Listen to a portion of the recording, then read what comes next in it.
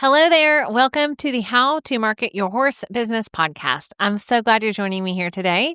As you've likely guessed by now, my name is Denise Alvarez. I get the pleasure and honor of hosting you here on this podcast. And before we dive into today's episode and my new friend that I'm going to introduce you to, I will quickly tell you about myself and my business, a very brief introduction, I promise, just in case we're new friends, and then we'll dive right in. As I said, my name is Denise, and through my business, Storm Lily Marketing, I get to help growth-minded equestrian entrepreneurs to grow their business with clarity, confidence, and purpose. Now, I do this primarily through business coaching and then through education, such as this podcast and some online learning resources as well. All that I do, friends, is so that you, as an equestrian entrepreneur, can be out in the barn or the arena, behind the camera lens, out in the pasture, wherever it is that you are serving the equine industry. My heart is to help you do more of that. And so here on this podcast, you can expect a mix of step-by-step strategies, essential how-tos, and entrepreneurial mindset shifts that will help you not only see what's possible for your business, but I'm also here to guide you through that process so you can make it happen. And today I'm doing that by introducing you to, as I said, a new friend, Jamie Birch. Now, before you meet him, a very quick note about what you can expect in this episode, because I'm really looking forward to you getting to know Jamie. Here's why I'm excited for you. Let me say it that way, okay? Because I have a feeling that you are already recommending some of your favorite products to your friends, to your clients, to your followers on social media. I mean, from saddle pads to supplements to boots to bits and everything in between. There are so many things that you are using in the horse world. But what if those casual product shout outs could actually put some money in your pocket? Literally. That's why I'm excited for you to meet Jamie Birch, because he is an affiliate marketing expert. And I do not say that obnoxiously.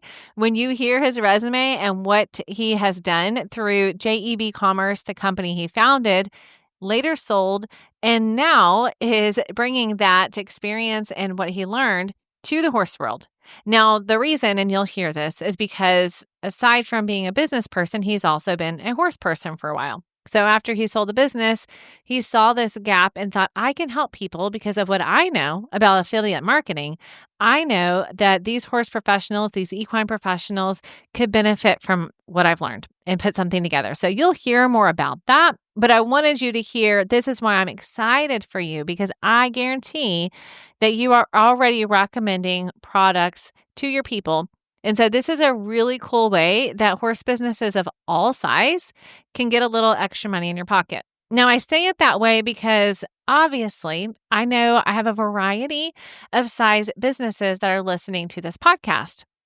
And most of you are honestly small to medium sized businesses. And so you may be going, Denise, I don't have what somebody else has in order to actually make money off of affiliate marketing.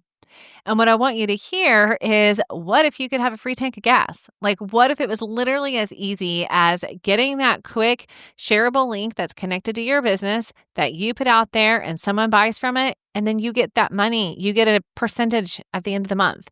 What if it's just a free tank of gas? Is it worth it to you to just grab that link? And of course, it could be more. And of course, you could put more energy and effort into it to make more. But it could also be as simple as that. And that there's permission for that, and there's space for that, and there's opportunity for that. So I'd like to invite you to go into this conversation with Jamie open-minded, because I know some people have a preconceived notion about affiliate marketing, and he and I will talk about that. But then we're going to get really practical and granular about how every equine business owner can take advantage of this opportunity to add a little bit of money to your business. All right, so let's dive in. I'm looking forward to introducing you. You're going to meet Jamie Birch. Here you go. All right, Jamie, thank you so much for joining me on the podcast today. I really do appreciate your gift of time, and I consider it that. So thank you for this gift. Oh, you're welcome. I'm excited to be on. It's been a while since I've been on a podcast, so excited to talk about all the things we can. Yeah. Well, we were just talking about that you're not necessarily new to podcasting. So that's super fun. Before we get into like the meat and potatoes of what we want to talk about today, I would love for everyone listening to kind of hear your background, your story. Tell us a little bit about the horse side, tell us some about the business side, and how now you've kind of melded those things together, which I did the same thing. So I always love that. So tell us a little bit about how you got here. Yeah, so I mean, it all kind of started in '96, or what do the kids call it, the 1900s now, to make me feel very old. But I was in college, and I showed up at college, and I didn't know a single soul, and was looking for something to do. There was a rodeo team, so I was like, "Hey, let's go try that." So that's kind of where the horses started back then. I kind of I wasn't very good. I got hurt more than I covered anything. But I worked at a Orion Arabian Ranch in Ellensburg, Washington, while I was at college. So that was a lot of the first horse experience, and even worked for a cutting horse trainer, and exercised his horses at night, and really kind of learned how to ride through the Ellensburg Hills, exercising these horses. And then when I graduated, I really had no idea. I didn't have a plan of what I wanted to do. I showed up at university to study kinesiology and fitness, and I graduated with a degree in finance and economics. And so Quite the it's shift. quite the shift. I walked by one of the labs, and it was a cadaver lab. And the second semester, they said I had to work in there. And I Yeah. went, there is Yeah. literally no way that this guy's going to walk in the cadaver lab, let alone play around with that. So switch majors. And then I interviewed for everything. I really had no idea. But what I knew I wanted was not a 10-year leadership track. Um, I didn't want a program that took forever to get responsibility and to move up in the industry. So I did look at manufacturing. That's where my family has all worked in, and that was the track. It was a 10-year, really like a 10-year management training program. I wanted something that I could come in, I could show aptitude, responsibility, and some skill and have some wins. And they just kind of would throw more things on. At the same time, the internet was really starting to hop. Online retail was emerging. And I interviewed for a company in Post Falls, Idaho. They asked me three questions. How was the drive? Do you think you can do it? And I don't remember the third one, but I remember there was only three. It was like a 7-minute interview, Uh-huh. and I drove 3 hours to take the interview, and I was so mad when I left that there was that was it. I had interviewed so much. So anyway, I the job was a search engine guru, and that was the actual title. Oh, wow. Um, they asked me if I could do it. I called my computer science roommate and said, "What in the world is this?" And he gave me a primer, and I started there a month later on a bid card table in a room about the size of a gymnasium. It was just me in there, and what I was hoping for is exactly what happened. I learned what search engine marketing was, and I then was given, everything that, they're like, just give it to the young kid, let him figure it out. And so someone said, I think we have this affiliate program.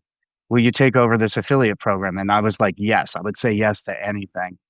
And so I took that over and I fell in love with it. It just fit my personality. It was strategic. It was communicative. So you had to network, and there was a huge people aspect of it from a retailer side. You had to build those relationships. There was a bit of sales, but the feedback was immediate. So I loved that I could do something and I'd look the next day to see the results. And I still do that today with any ad campaign we do or any affiliate stuff we do. I love looking at the reports every day and seeing what's happening. So that really spoke to me, and that's kind of where I started to hone in on what I was doing, and that was in '99. In 2000, the dot-com bubble burst in '99, and so we moved a couple different places, and I ended up at Coldwater Creek in Sandpoint, Idaho. And they, at their height, they were a $500 million women's apparel company. And got there. They had a $5,000 a month affiliate program. When I left, it was $35 million a year. So we grew Wow. that kind of quite a bit, with thousands of affiliates all over the country, all sorts of different publisher types as well. And I did their SEO, search engine optimization, and their search marketing. That had really started to flourish. So paid marketing on search engines, we did that. And then even some advertising, magazine advertising. I remember we spent a ton of money with Oprah on her magazine for women's clothing. Um, but at the time, I was a single dad, so I would drop the kids off at 7 a.m. and pick them up at 6 p.m. And it was a lot. And I wanted to do something different. So that's where my agency, JEB Commerce, was born. We started with one client. A friend of mine knew a friend, said, "You should talk to this guy." And then we landed another, and like things grow. And then we started to get big when we landed Zappos, and we worked with Zappos for a long time. And we worked with Dean and DeLuca, Philosophy, the skincare company, Johnson and Murphy, and the company started to grow. And we ended up working with well over 400 brands across industries. A heavy focus in clothing. I spent a lot of my time in clothing, but we worked with Smart Pack and Country Outfitter, Princess Cruises, Hilton Hotels, a lot of big names. Drove over, I think one time we calculated in that history over $5 billion of online retail. Amazing. So pretty much seen everything, and we've done travel to apparel to electronics to digital products, drop shipping, just about everything. And then I sold that agency after 19 years in January 24, and that was fantastic. In 23, I started showing horses. Okay. I didn't even know that really was an industry until I started taking actual lessons and having my horse at a trainer. Okay. And that And time between, okay, that 20 years, where were you with horses? Like, you were on the rodeo team, you graduated, yep, and were you like, "Okay, see you later, that was good for college?" yeah, for a period of time, Okay. I got married.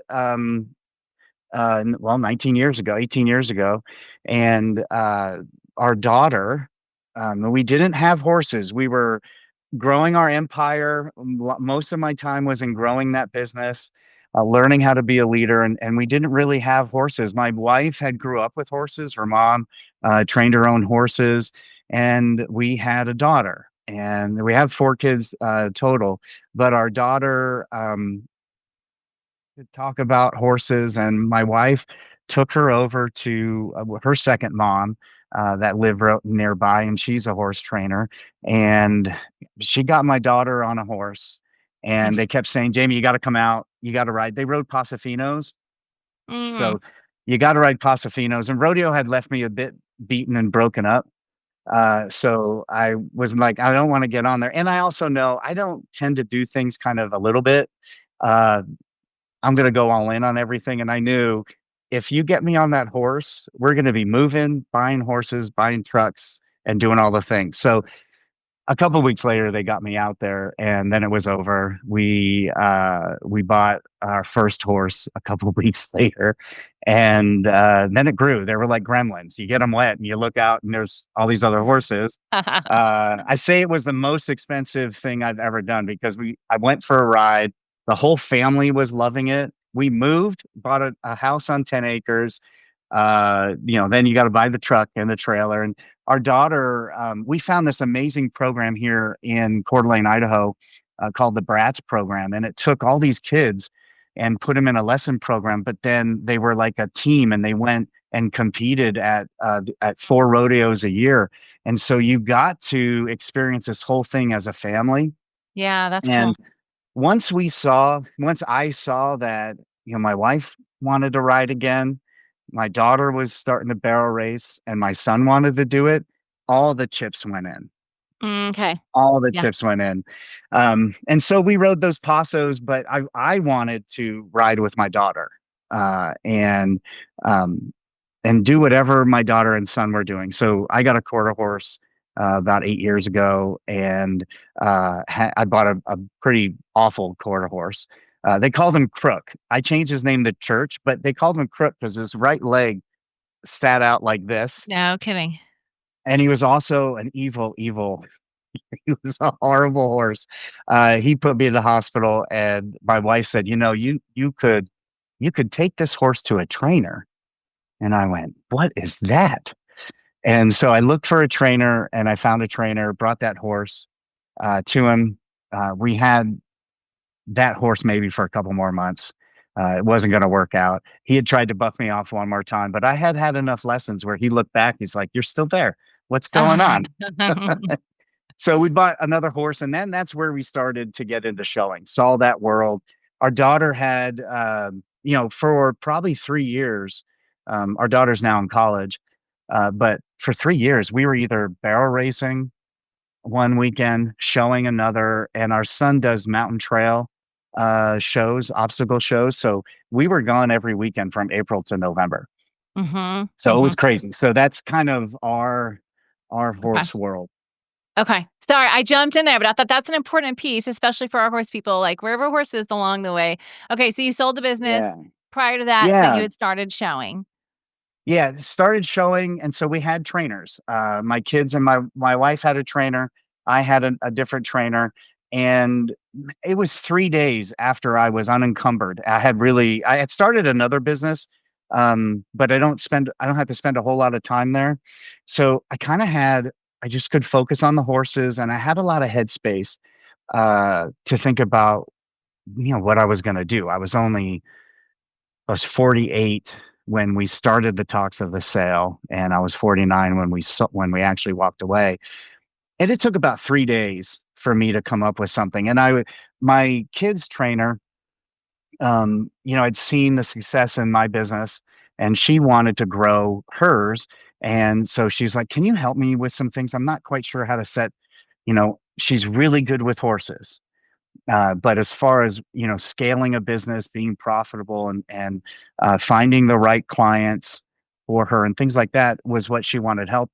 So as we're talking about that, while the kids are taking a lesson, she's coming over to me. We're talking, and then right after that, she sends me, "Oh, hey, um, Warren needs this for his horse, and Emma needs this for the race coming up, and your wife needs this."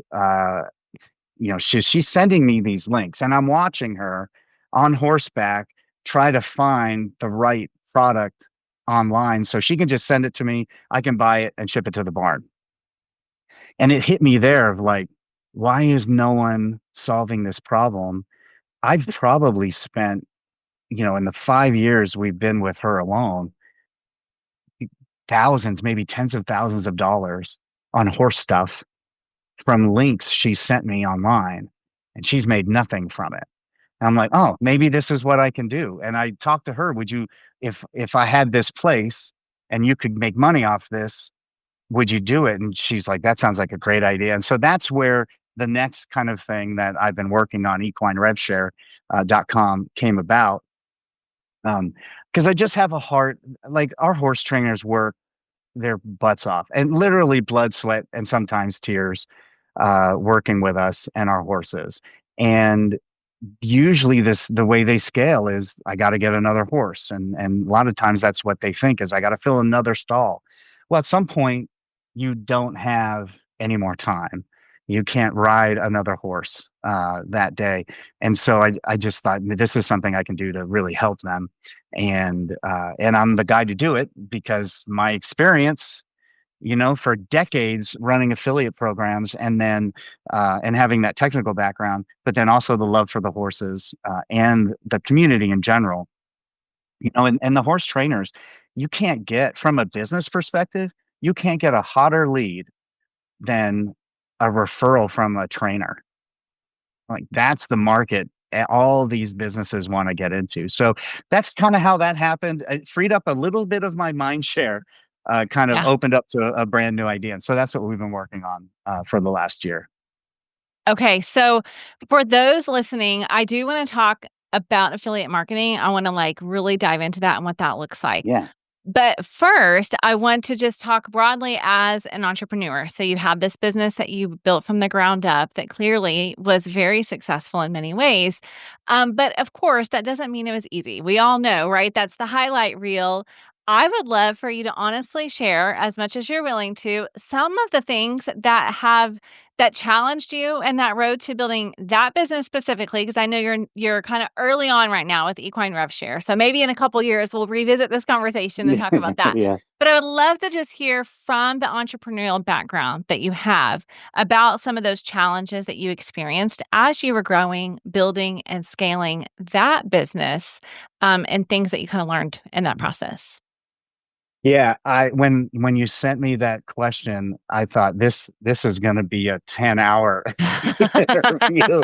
But I did write some things down, and there were a lot.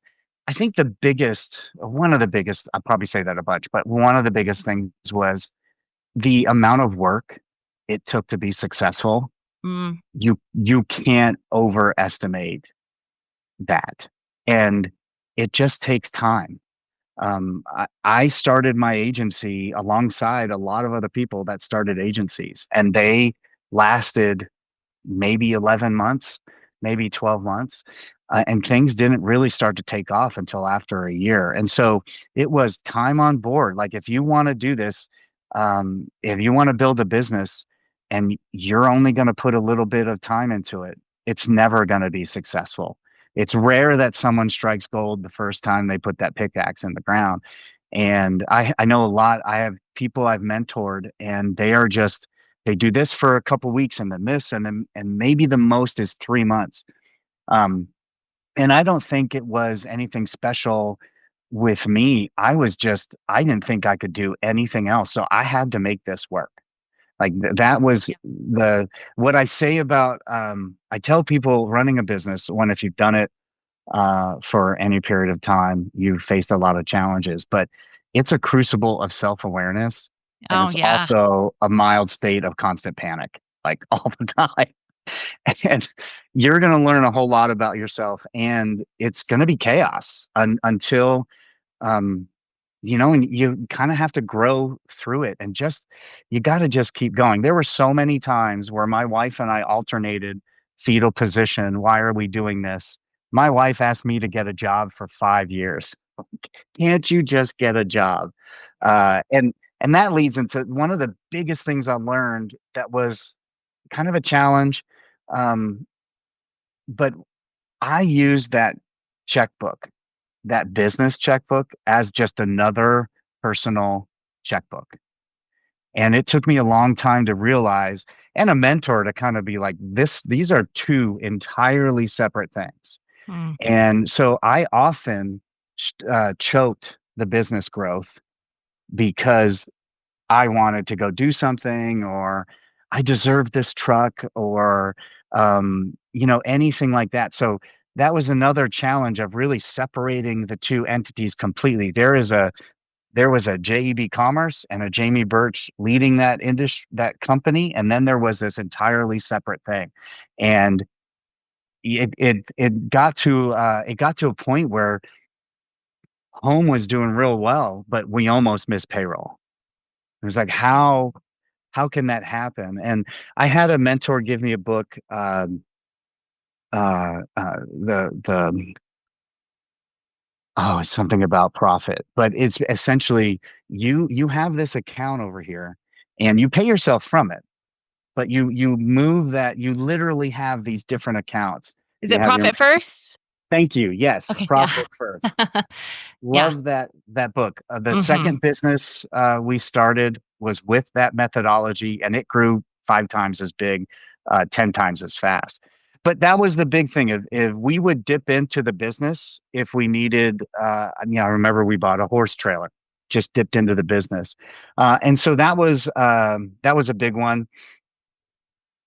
I learned one of the bigger challenges. At some point, you run out of your network, and you're working with all your friends or colleagues, and now you start to work with people who have never worked with you before, don't know you, and that process is wildly different. And so, learning that, going to a conference and having a cocktail with someone, or having an impromptu meeting with a friend, that dries out and doesn't always lead to business. So you have to always be nurturing new customers, closing new customers, and putting new ones at the top of that funnel. And that was hard. We grew, the first 2 years, we grew really fast and then just kind of plateaued. And once you plateau, your people are going to leave your barn. We had clients leave for good reasons, sometimes not good reasons, but they left.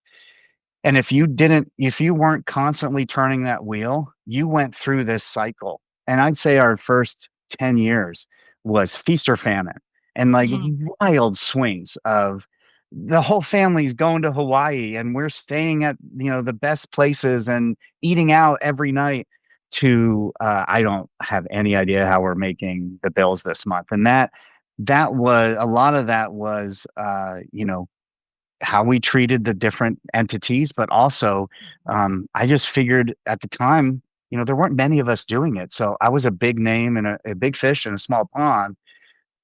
After it started to grow and I got out of that network, that was really hard to keep things going, and it changed how we marketed completely. And one of the most difficult is realizing I was my own bottleneck. That's where like the crucible of self-awareness comes in.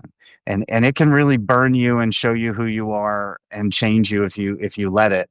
I learned that I love to be Superman. I love to rescue. I mean, it was so bad. I felt like I carried the phone booth and, and the outfit with me at all the time. So I had built an agency of, 30 employees, several $1 million a year in revenue, and everyone had to come to me for everything. Mm. Yeah. And and I didn't realize how much I loved that. Like I really loved being the guy, the man. Um, but it kept us from growing, and it kept my staff from growing. Mhm. I would have every few years rotate, like everybody would rotate, because they were all relying on me to do what I needed to do. And, I had my dad has been in manufacturing, so he's always been talking to me about this, but, you can't listen to your dad. I had a client, I went and did a quarterly review with him, or an annual review, and we went through it all. And he sent my employees to lunch and he said, "I want to talk with you."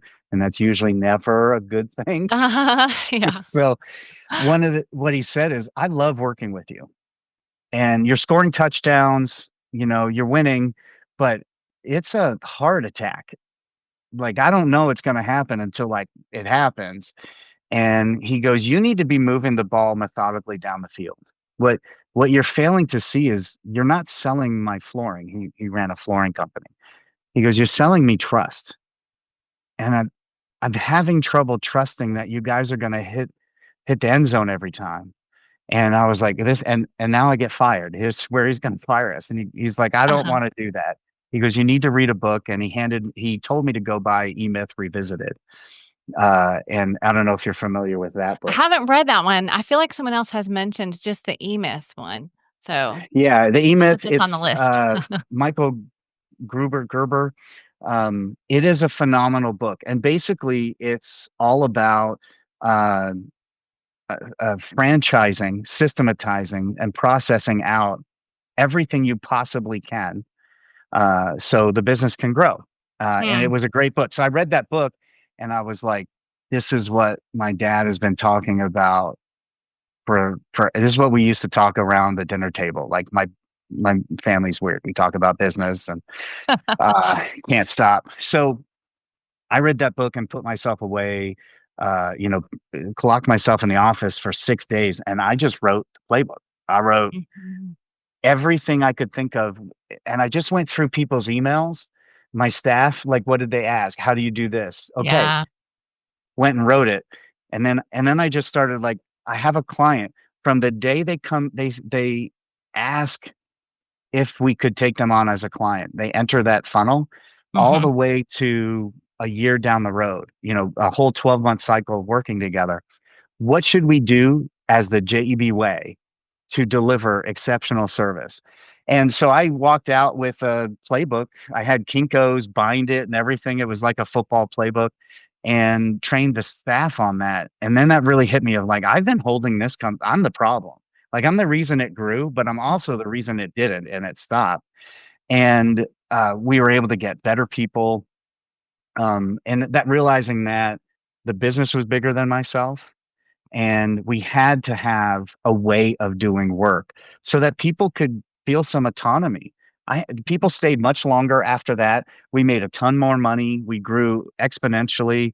We had happier clients, and generally, like it was more fun to do the work because then Hmm. I got as the owner, I got to work on the really cool stuff: strategic vision, employee development, um, building good leaders. And what eventually happened is I built up the people who bought the company. So, Mm. that was a really big one, and that book changed my life. And then just you have to plow through so many challenges, and just like, and part of it is I wish I learned these things when I was 20, not when I was 50. But sometimes the struggle is just right where you're supposed to be. Like you Yeah. can't. No one can tell you how to get through it. You have to figure it out because that's part of you becoming. That's part of your growth. So I think those are probably the biggest challenges that we face growing that business, and kind of taking those learnings to the next business. That next business grew Yeah. to 120 people.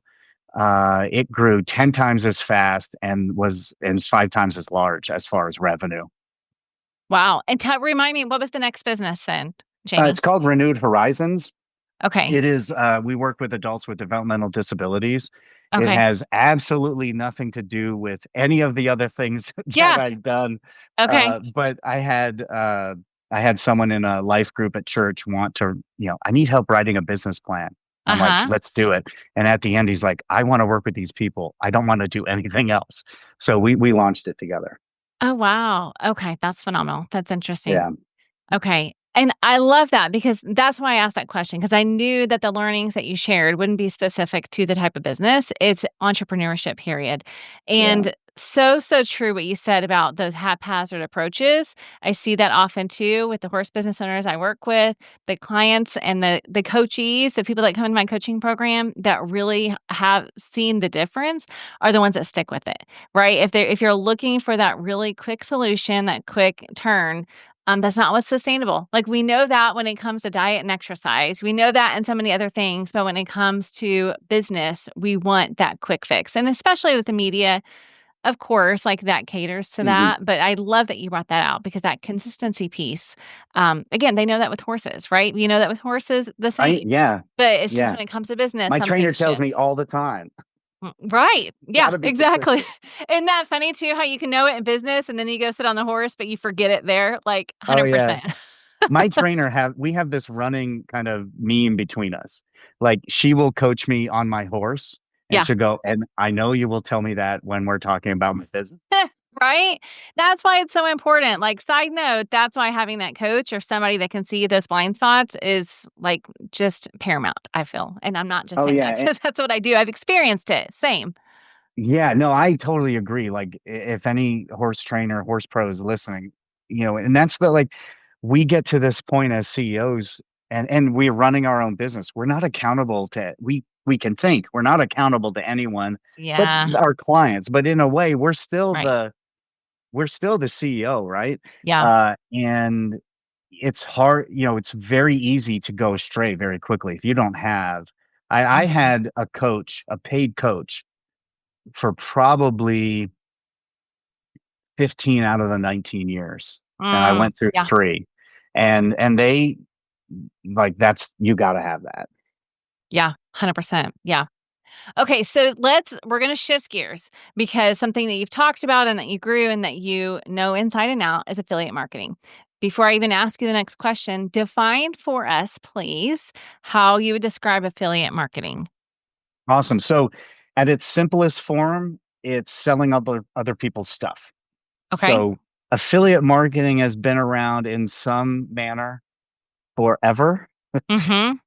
but now it's really especially with horse trainers, it's taking your word of mouth, putting a tracking component onto it, and Hmm. rewarding you for those referrals. So, um, but that's really what it is. But if you look at Smart Pack, now I think it's Smart Equine.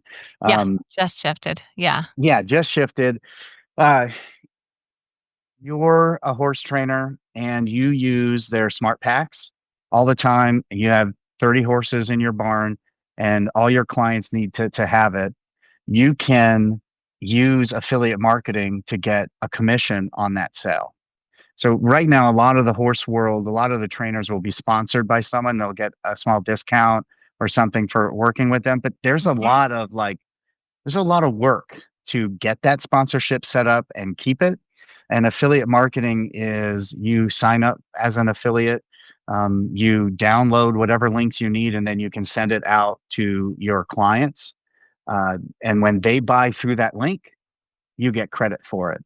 So really, it's your whether you're promoting a retailer or a brand's products on your website, on your horse trailer, verbally while you're giving a clinic, on your social media, the affiliate marketing allows for that sale to be tracked. So when that person buys something through that link, affiliate marketing tracks that sale, and the retailer pays a certain commission to the affiliate or publisher. But for the horse world, you're an affiliate. You're essentially selling their product for them. So you're selling someone else's products, Hmm. and they all use a ton of stuff. There's a Right.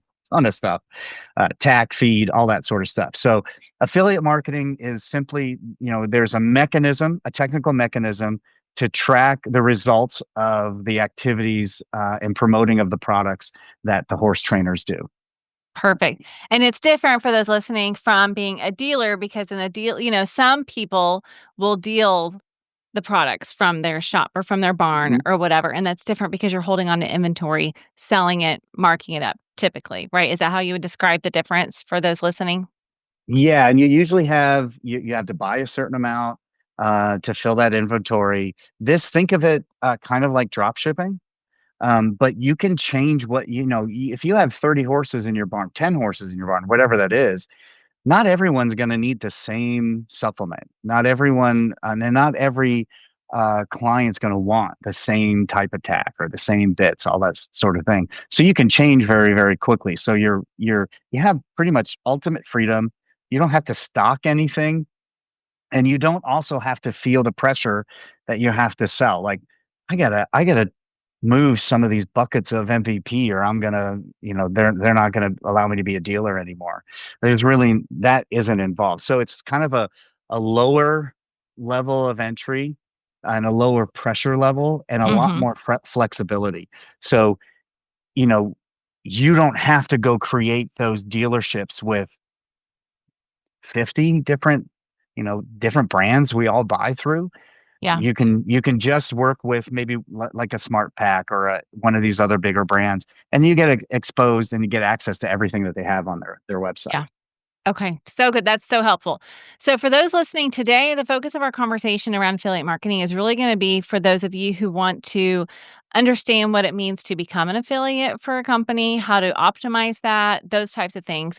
For those listening who are like, okay, I hear this, and actually I've wanted to create affiliate programs, I'm thinking, Jamie, we might need to like record a second episode where we can Yeah. talk specifically to that. Because as you're talking, I'm realizing, I have listeners that probably sit in both camps Yep. that would want to craft an affiliate program and those who would say, okay, this sounds interesting. I think I want to become an affiliate for places I'm already referring to.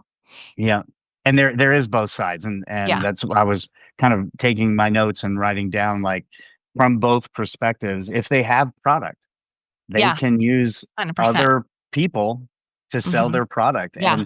and it has a lower barrier to entry.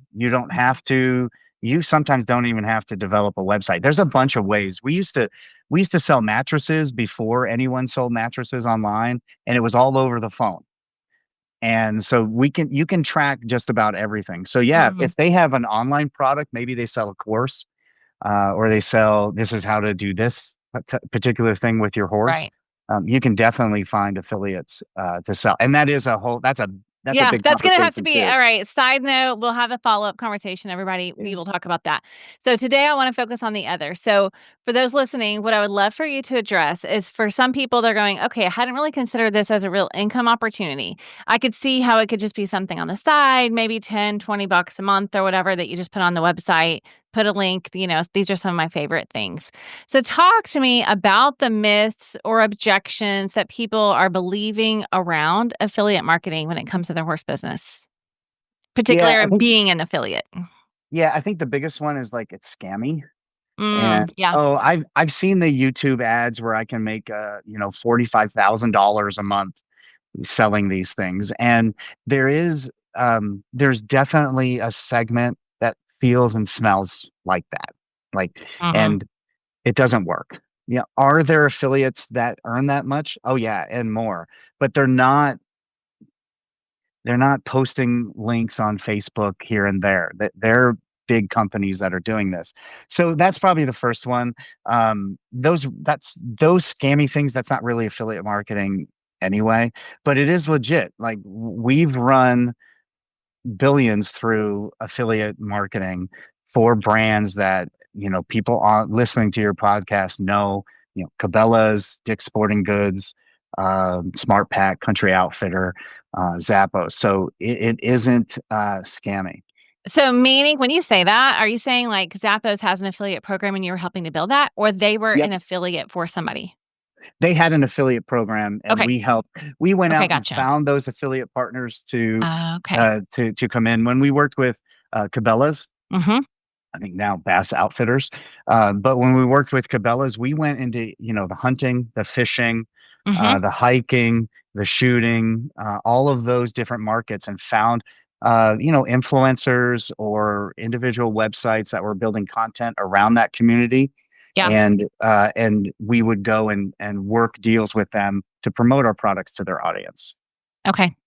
Yeah. And I think another one is like you can't sell products through affiliate marketing. A lot of people think that you can't do that, but I've sold millions of shoes, boots, dresses, uh, online courses.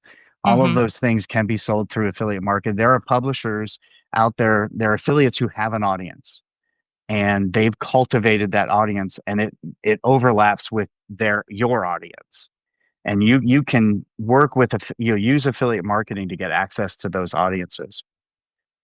Another one is I'm just going to throw a link on my Facebook page, and that'll work. Mhm. And that doesn't work. You have to have an audience. You have to build that audience for that sort of thing to work. It can work for horse professionals because they already do have an audience. They have people who trust them. They have their clients, whether they're a trainer or a vet or a farrier. They have those people that are already spending quite a bit through them every year. And then maybe they are doing some things on TikTok and Facebook and Instagram that they do have a following, and you can use those to generate income. I think another one is I need a website. So I'm on horseback all day. I don't have time to build a website. This isn't for me. You don't have to do any of that. You don't need a website. Most of horse trainers specifically, their business is being done on their phone. They Mhm. probably do everything on their phone, maybe an iPad, but they're doing everything on their phone. That's all you need. You're already interfacing with all your customers and clients on the phone. You're doing social media. You're recording it with your phone anyway. So all of that can be done. I don't have time for this is one I hear a lot of. Like I am starting at 5 a.m. and I'm done at 9 p.m. I do not have time for this. It's really easy to set up once you have it. Now there is what we tried to solve with Equine Rev Share is a problem when you have to send your client, I need this fly mask or I need this bit or you really need a different saddle or something like that. They're spending a lot of time um, trying to find the right product and they're going to a bunch of different websites. And if you are going to do it that way, you're going to create individual affiliate relationships with every single brand. And you can Yeah. do that. And then Mm-hmm. you have to go into their interface, not their website, but you'll have to go into their interface, search Right. for that product. And you know what, that's correct. You don't have time for that. And so that's what we tried to solve with Equine RevShare. We just aggregate those brands into one place. We're bringing new ones. We just added Chewy here a few weeks ago. So now they can do what they're doing already, and they can search for it. All they hit is copy link, and they put it in their text message to their client. We handle everything else. Every quarter we send out checks. So those are probably the biggest myths. And that big one is, I don't have a website and I don't have time for this. And you don't need a website, and it's not going to, once you spend probably 2 minutes to sign up, that's all. That's the biggest that's the biggest additional piece of time you need to do that. Okay. So that's so good and so helpful. So what I'd love to know is, in that case, someone who's listening saying, okay, that sounds feasible. So you've kind of talked to this some, um, in terms of, you need to go in with a strategy. You can't just expect to just Yeah. throw it up somewhere. But I hear you saying, okay, part A, have a strategy. Part B, incorporate it into your current systems that you already have in place. So maybe those two go together. And maybe that's one of the lessons. But given those who are listening that are saying, okay, maybe I can try affiliate marketing, whether they are using the Equine Share Mhm. option, which I will, of course, link to that in the show notes, or they're going into the individual places or working with people individually, as they look at incorporating that as a part of their overall strategy, what are some things that they should consider, things that you have learned given your experience with affiliate marketing that they should know so they can make the most of it? Yeah. Start with the products you love and you trust, Mm, and don't promote anything you don't use, because uh, everything works on authenticity and trust. And if you will have advertisers, retailers, brands come to you and say, "Hey, I want you to promote this, and your commissions are going to be 5 times what they are if you promote this thing you've been using and you really love." And I've mhm. seen people do that, and they just get ripped. Like, the people find out, and you can tell. You can Yeah. tell when someone's promoting something they don't want. So the first thing is, you want to start with products you know and love, and focus on that. So if you have a line of supplements that you love, reach out to that advertiser, and you can search. Like, this is what I do. I type brand affiliate program to see if they have one. I let Google or ChatGPT do my walking for me. And that's how I find a lot of these affiliate programs. And then you just go and you join that program, and just focus on what you know and what you trust, and that'll help you. That will lead to sales. um don't overcomplicate it. Don't start out and go, okay, well, I'm now going to be the new influencer of the cutting world, and I'm going to go do this, and I'm going to build a website and a blog and all my social channels, and I'm going to do all these things, and kind of divert away from what you're doing. Like, Mhm. you're making money training horses, like, keep getting better at that, and don't get too complicated with what you're doing. Focus on one or two advertisers, and promote what you already are doing. Really, just keep doing what you're doing. Um, Definitely sign up for Equine Rev Share. It'll make it easy for you. uh, but if you want to start, like, one of the things we do is we look at, okay, what's going to happen over the next quarter. Well, in the show world, we have the World Show coming up in November. So, and a lot of the summer shows are ending. People are going back to school, and the season is changing. So there are things people are going to need. So we kind of put together packages and send it out via email. Like, hey, here are some products you probably want to start thinking about recommending now, because you're going to need the blanket and the cooler, as the weather changes. The world show's coming up, so maybe you're going to need the covers and the polish, and all these different things. And so you can look ahead those 3 months and find out, what am I going to be asking my clients to get to Mhm. to purchase for them, or for me to purchase for them, and get ahead of that. This is all kind of assuming they are working on their business, at least some. and not just in their business. 100%. And I, Yes. I, Yeah. I bet you deal with a lot of those two Yeah. worlds, right? Yeah, no, that's so good, and I appreciate you bringing that in because that is the thing, and yes, the good news is for those that are listening to this podcast, it's because they understand that at least there's that need to be working on, not just in the business, because I talk often about we wanna build a long-term sustainable approach to business building, and so therefore, what you're talking about, that's a long-term sustainable approach to affiliate marketing, right? And what I Yep. also hear you saying, and what I talk about often too, and the reason that people have built a successful business is because they had come from a place of service. And so, for those of you listening too, like as a reminder, you've come to this juncture in your business from a place of service. So, when you approach affiliate marketing, don't like you're not going to need to see dollar signs in your eyes and think that everybody sees that about you. You're approaching it from a place of service. Like the example you just gave. Hey, these are things you need to be thinking about. Here's what I would recommend. That's from a place of service. Now, tell me this, something that, some people forget is they need to have a disclaimer. So how do you, Hmm. suggest that people do that, especially if they're doing it literally texting, right? Are they legally required to have a disclaimer? Like, for example, I work with an equine photographer. In her emails, she does share some affiliate links of places that she uses, and so she's like, "If you're gonna use this, I'd appreciate if you use my link," and she's very clear that, Yeah. I only send you things that I trust and use myself, but it's possible I'll get a commission. How do you approach and encourage people to have that type of disclaimer, especially if they're doing the text thing? Yeah, and the FTC has come down quite a bit in the last decade on that for sure.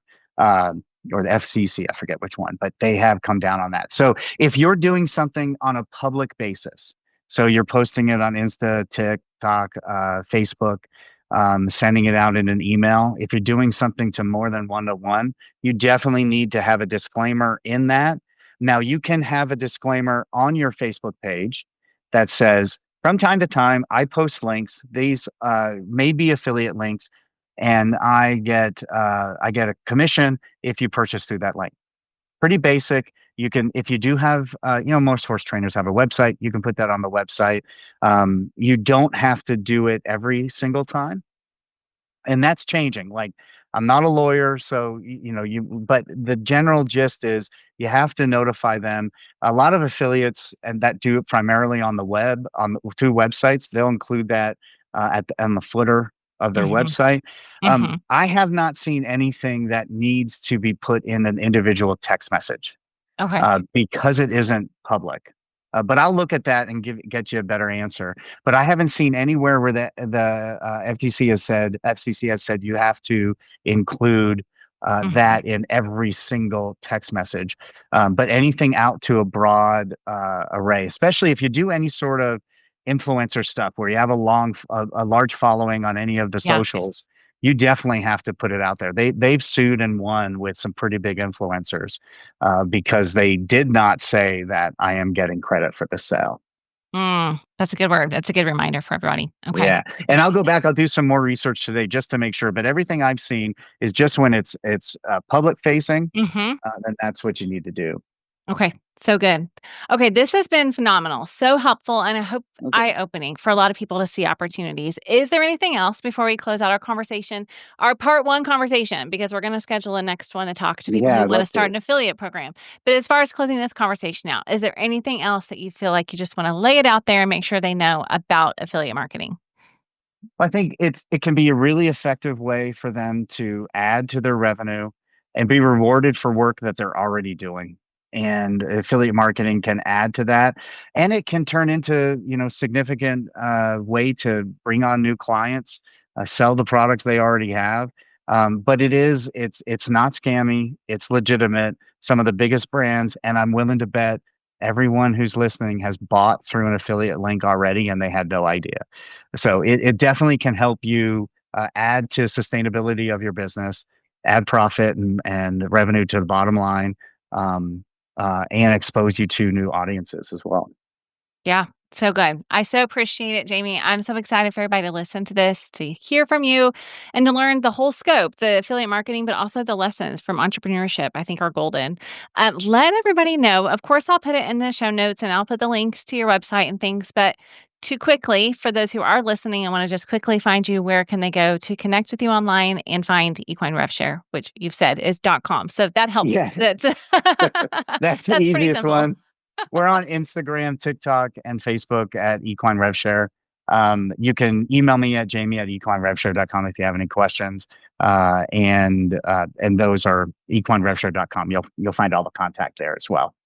Perfect. Awesome. Thank you so much. I so appreciate it. Thank you for having me. All right, friends, I hope you learned so much. I know that I did. And I can't wait for you to meet Jamie a second time. So I have invited him back. He's going to be back soon to talk specifically to those of you who are listening and thinking, oh, actually, I could create an affiliate marketing program in my business so other people can recommend what I'm doing. Because the reality is, affiliate marketing works for products, but it also works for services, including many of you listening that have digital offers.